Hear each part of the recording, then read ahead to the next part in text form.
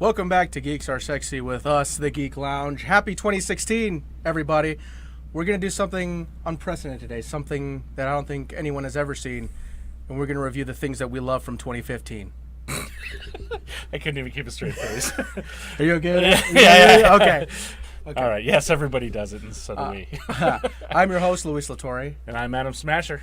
And again, reviewing the things that we love about 2015. We're going to try to keep it stuff quick. it's stuff that we like. You want to start us off? I will start us off. Go ahead. I got my special. Let's start small. Let's move to the big stuff later on. Sure thing. How about we start with TV? Okay. What were some of the things that really surprised you about what was on TV? And now when we talk TV, we're also talking like Netflix, anything that's like an episodic, not in a movie theater type style show. Well, honestly, I think 2015 for TV, for me, was Netflix. A lot of stuff on Netflix. Yeah. You got Daredevil. Yeah. That was on there. Daredevil. I like Jessica Jones. I don't know if I you've have not seen it yet. I have not seen it yet. Yeah. Jessica Jones and at the beginning of the year, Unbreakable Kimmy Schmidt. I don't know if anybody saw that. Yes. I know you saw that. Yes. Hilarious Tina Fey series. Yep. Very good. I mean, watch it if you get a chance to. But I think that was... For me, Daredevil was a highlight. Daredevil? Did beat out Kimmy Schmidt, mostly because of her stepdad kind of... I like that guy in a lot of stuff, but for some reason in that show, he left me a bit cold. But, good show, though. Don't misunderstand. Great show. I'm not a big sports fan, but I know we're soccer fans. Yes. Both Classico games were great. I don't know if anybody knows what we're talking about. I doubt that they do. Spanish League soccer. Yep. Barcelona beat Real Madrid twice this year. 2-1 the first time, 4-0 second time. So yeah. Good stuff. I don't know what that means to anybody else, but to us it means quite a bit. Yeah. Bad stuff on TV. Doctor Who still being run by Stephen Moffat. I concur completely. Yeah. So. I know there's a lot of Doctor Who fans out there. We get it. Yeah. I used to love the series. I actually love most of Doctor Who. I'm not a big fan of the Stephen Moffat stuff. Yeah, me neither. So sorry. What are you gonna do? For me, TV shows. Any political debate.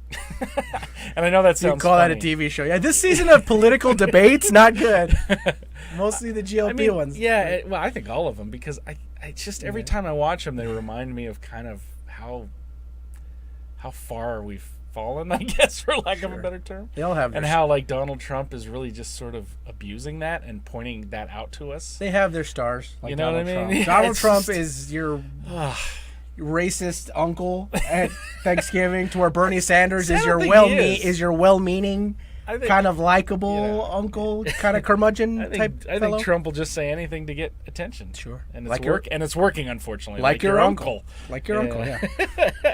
Go ahead. So going with TV, how about miniseries? I mean, there was a few miniseries on. There's only one that really stand out to Too me. many miniseries. I haven't watched any miniseries. I don't know that I think about it. Yeah, and a miniseries is anything, under a season. It could be a whole season, but it's just intended as one thing. There's only one that stood out to me, and that's because I'm an old science fiction guy. And that, of course, was Childhood's End. It's about time that book actually got a, I guess, movie version, for lack of a better term, that was actually decent. I mean, there was a few cringe moments in the second episode where you're just like, oh, come on. But ultimately, though, they did capture the spirit and the themes of the book very well, and I did enjoy that. And nothing noted to you? No, nothing really. I do have to watch it. I know you told me. Yeah. And I do have to watch it on sci-fi.com, I guess, if anybody wants to watch. As far as bad stuff, there's nothing that I really hated that I saw, but nothing really stood out either. So I'm just going to leave that there. Try to avoid shows that don't interest you, Yeah, exactly. We're big board gamers and gamers, too. The funny thing was, when we were looking at games, I think we both agreed on this, like, there was nothing that we really saw that came out this last year that we played. And anything that we may have missed, it was purely by accident, I assure you. It's not like there wasn't anything that was great, but...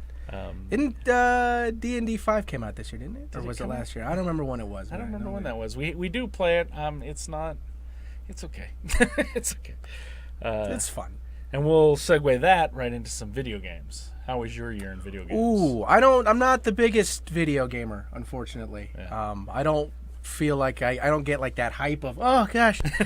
I think my best video games are Dragon Quest Heroes, which is it's a pretty mindless game. I don't think it's a game for everybody, but I appreciate it because I'm a fan of Akira Toriyama and the Dragon Quest series. Yeah, absolutely. And then another game that came out recently on the 3DS is Shin Megami Tensei 2. Nice. Which was re-released on the 3DS. Any stinkers? Any stinkers you want to bring up? Like I said, I don't play that many, so I can't say that there was any that offhand that I can think of that are bad. I know you told me of a few, but All right. I haven't played them, so I couldn't tell For you. me, and this is going to get me some ire from some people we know, I'm sure. Sure thing. It was a big year for me with Fallout 4. Okay. Yeah. And the Big reason, Fallout and 4. and honorable mention goes to The Witcher 3. Now, let me say something about The Witcher 3. Absolutely worth playing. Amazing, amazing game. Graphics are amazing.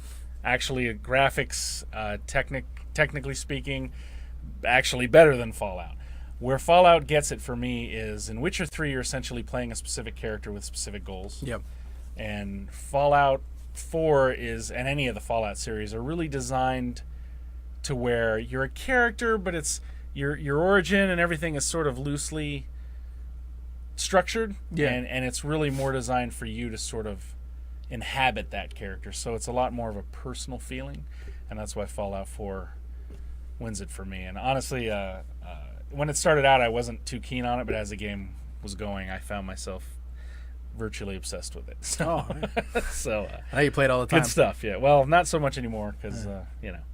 But moving on, how about movie I trailers? got all kinds Because- of stuff written down, Yeah, so let's do because this. it's a big thing now. Like we have to review movie trailers, which I find absolutely hilarious. By the way, I oh, think yeah, it's no, ridiculous. yeah, I agree with you, but But we're gonna do our favorite and least favorite movie trailers for the year. The ones that got us excited and the ones that made us groan. I only wrote down like every trailer that I liked. Not so much. I didn't break anything down, but just the stuff that got me excited. All right. Well, which ones do you like, or which one did you like? That got me excited for Civil War is one of them. Okay. I did have Civil War on there because it looks awesome. I agree with that one. That was actually my pick as well. We got the same ones on that one. I'm not a big Warcraft person, but I did see the trailer for Warcraft, and I thought that's kind of cool looking. Maybe I'll check that out. That got me interested. We'll It see got how me it goes. interested. Yeah. It got me interested. I'm a big Coen Brothers guy, so Hail Caesar. Yeah. The trailer for Hail Caesar looks does look good. awesome. Hopefully it'll be great. I think that's about it. Maybe Krampus too, but I didn't end up seeing Krampus. Krampus was good. Krampus was good. The fun. trailer looked like Krampus it was was cool. As far as movie trailers that left us cold and maybe feeling a little betrayed. Oh, I think we have. I some of the think same we ones, agree to yeah. save one on this one. You want to go first? You want me to go? I want them to hate you more, so go ahead. Okay. You do one, I'll do. Batman versus Superman: Dawn of Justice. Yeah. The funny thing about this is I think there was three major trailers that came out. The first one I was cautiously optimistic. No, I'm sorry. The first one I hated, the little teaser. Yeah. The second one, it actually left me a little optimistic. Yeah. And then this latest one, I really didn't like. No, I was Didn't lukewarm through the whole thing, and then we got to the last one. It was bad. Yeah. I didn't like that one. I also didn't like Suicide Squad simply because of the way Jared Leto looks as the Joker. Not saying he's not going to be a good Joker. I'm just saying he looks He terrible. looks like a gangster rapper. He looks like a South African rapper, like one of those crazy ones, like Riff Raff or But he's from Texas, or but I got you. whatever, or like Ninja or whoever from. Yeah. You know what? X-Men: Age of Apocalypse also doesn't Yeah. That interest me. That doesn't didn't look good to me either. yeah. And Independence Day. Did I forget that one? Eh.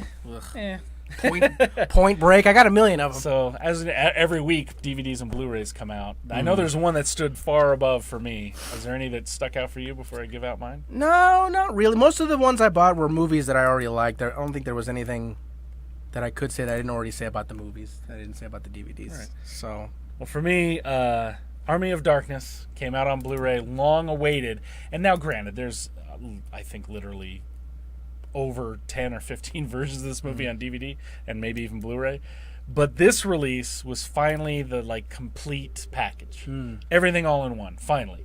You get the overseas version or the international version, you get the theatrical version, you get the director's cut.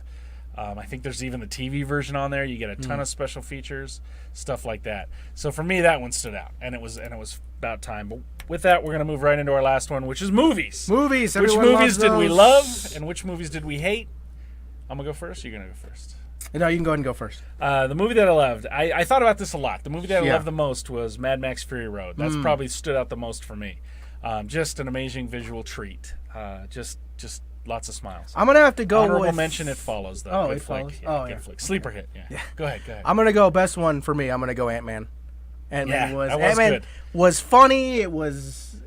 I don't know. It was great. You could still see a lot of the Edgar Wright that was in the script. Correct, So yes, it was. I So a agree. lot of it was really good. It really And surprised quick, me. because Yeah. we're almost out of time, but it kind of works out because we didn't want to spend a lot of time on this. Which movie, and I know we agree on this one, left you feeling a bit cold? 1, 2, 3. Star Wars: The Force Awakens. Sorry. Everybody. Left us feeling a bit cold. Left us feeling. I don't know. For me, it left me feeling a little betrayed. I don't know, like I was misled. Anyway, let us know what you loved and hated about 2015, guys, and we'll Yep. see you the rest of this year. All right.